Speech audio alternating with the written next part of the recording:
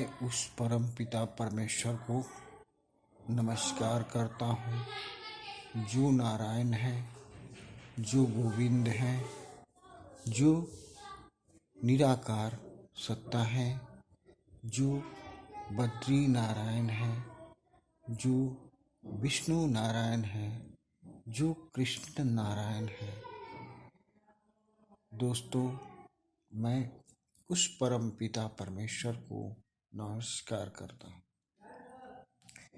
दोस्तों, इस दुनिया में हम आए हुए हैं और दरअसल हम कहते हैं कि हमारे जो नक्षत्र ग्रह है, प्लैनेट हैं, वे हमारे पर असर दिखाते हैं। दरअसल आत्मा इस दुनिया में आई हुई है जिसे हम समय कहते हैं, और समय में प्लैनेट कार्य करते हैं। इसके बने हुए प्लैनेट के जितने शरीर हैं उस पर कुछ न कुछ उनका कार्य होता है। दोस्तों, इस प्रकार अगर देखा जाए तो इन ग्रहों के क्षेत्र में जो आते हैं उन पर उस प्रकार की घटनाएं घटती हैं।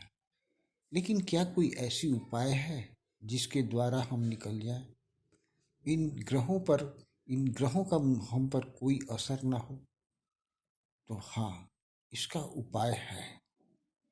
दरअसल जिसे हम भगवान कहते हैं, वो भगवान जो है वो आकाश के सदृश है, और आकाश के सदृश होने के कारण सारे ग्रह नक्षत्र सब उसी के अंतर्गत आते हैं।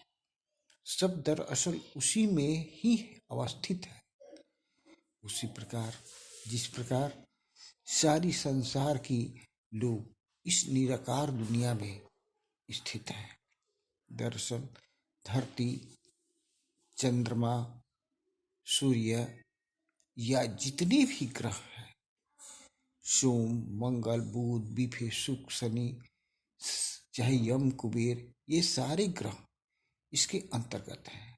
और दरअसल इनके अंतर्गत होने के कारण इनकी असर को हमारे शरीर पर देखने को मिलता है।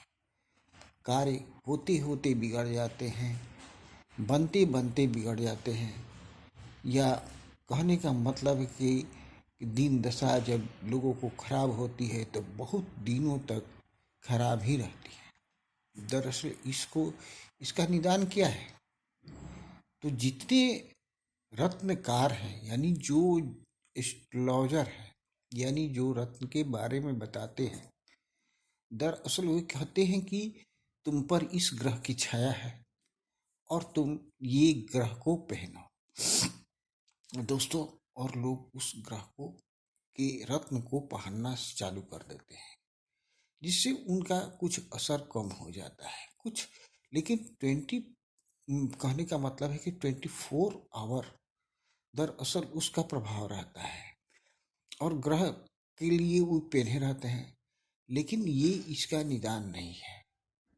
दरअसल जब भी हम योग करते हैं या परमात्मा को याद करते हैं, जैसे हम सुबह में उठकर परमात्मा को याद करते हैं, या शाम को परमात्मा को याद करते हैं, या किसी भी टाइम में हम उसको याद करते हैं, ऐसे हमारे यहाँ त्रिकाल संध्या की व्यवस्था है, हम लोग करते हैं। तो उस वक्त दरअसल हर को चाहिए कि ये 9 जो सप्तऋषि मंडल है, जिसमें 9 ठो ग्रह हैं, इन सब का ध्यान करना चाहिए। इन ग्रहों को ध्यान करने से इनका असर कम हो जाता है।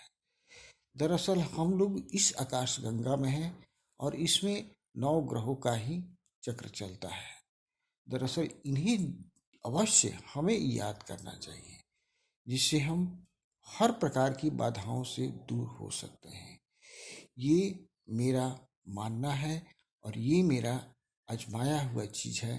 आप इसे देख सकते हैं। इन ग्रहों के ध्यान करने से और उनका ईश्वर का नाम लेने से इन ग्रहों का असर कम हो जाता है। आपके पास रत्न हो या ना हो। दरअसल दोस्तों, अगर इसको आप मानते हैं तो इसे करके देखिए। नमस्कार।